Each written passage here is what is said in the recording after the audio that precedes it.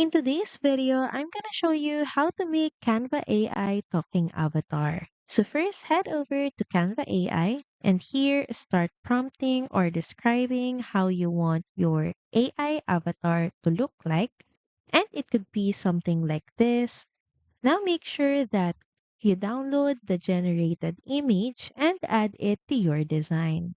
Now once inside the editor page in the left panel, click on apps and here we're going to download an app called DID AI Avatars. So click on the app.